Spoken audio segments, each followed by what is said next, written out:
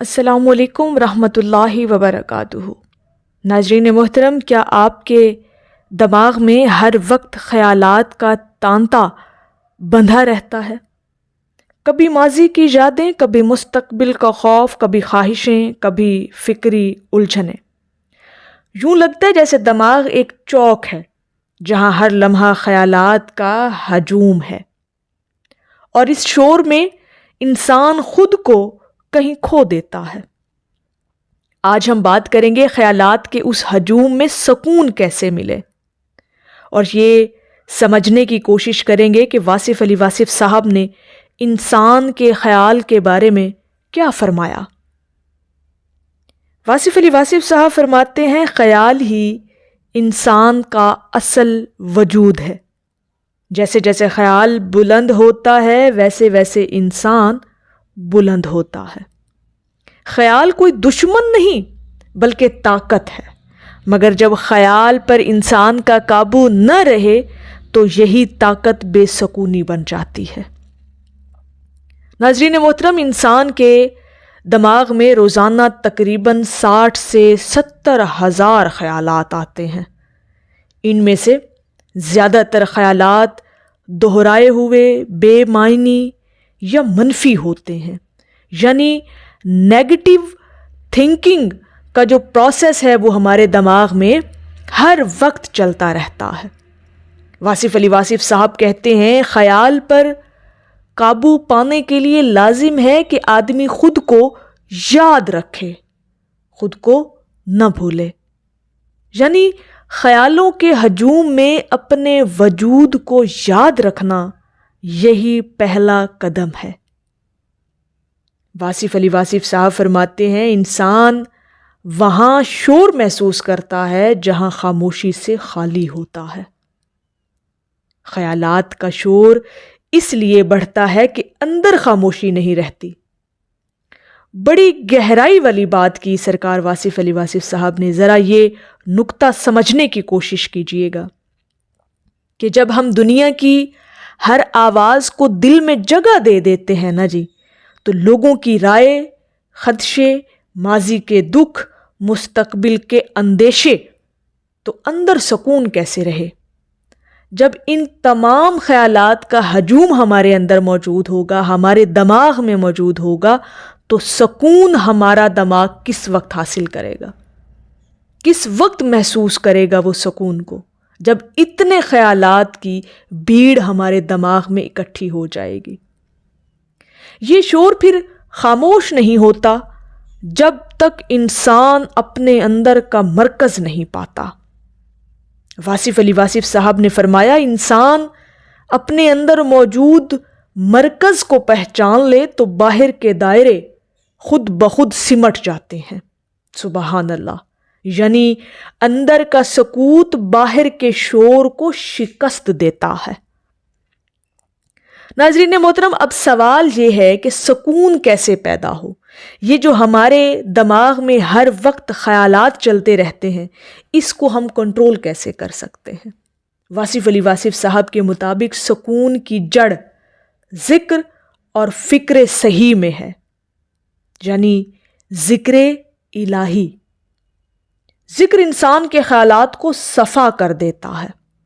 جب دل اللہ کے ذکر میں لگتا ہے تو غیر ضروری خیالات خود بخود جھٹ جاتے ہیں۔ جیسے ندی کا پانی گدلا ہو اور تم اس میں چمکتا کنکر ڈال دو، وہ پانی خود صاف ہونے لگتا ہے۔ اور دوسری بات یہ کہ خاموشی کی مشق۔ واصف علی واصف صاحب کہتے ہیں، خاموشی بولتی نہیں مگر سناتی بہت کچھ ہے۔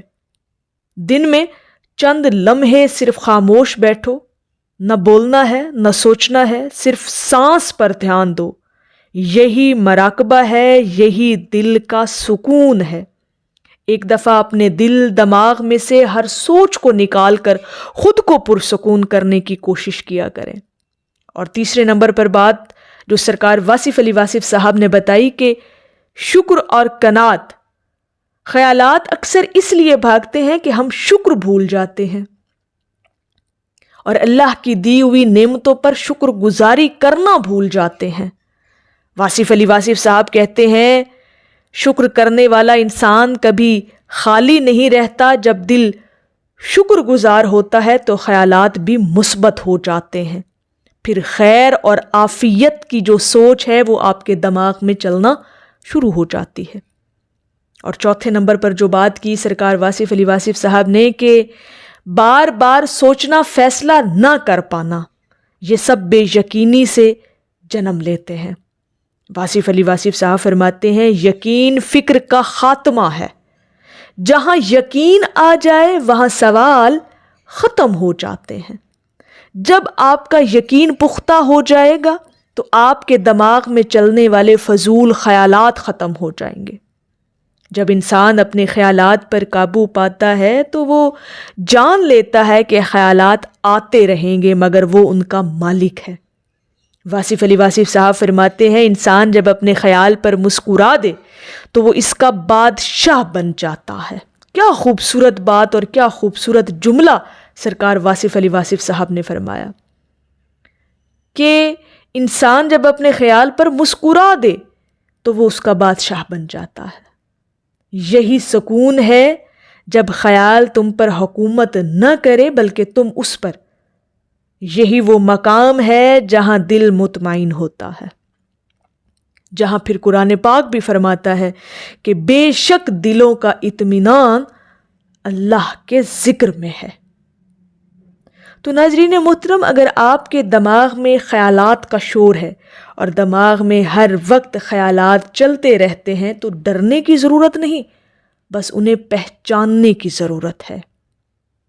ذکر کریں، خاموش رہیں، شکر ادا کریں اور اپنی ذات کے اندر اللہ رب العزت پر یقین پیدا کریں. جتنا توکل، یقین اور اللہ رب العزت کی ذات پر آپ کا بھروسہ بن جائے گا اتنا ہی آپ انشاءاللہ تعالی اپنے ان خیالات پر کنٹرول کر پائیں گے.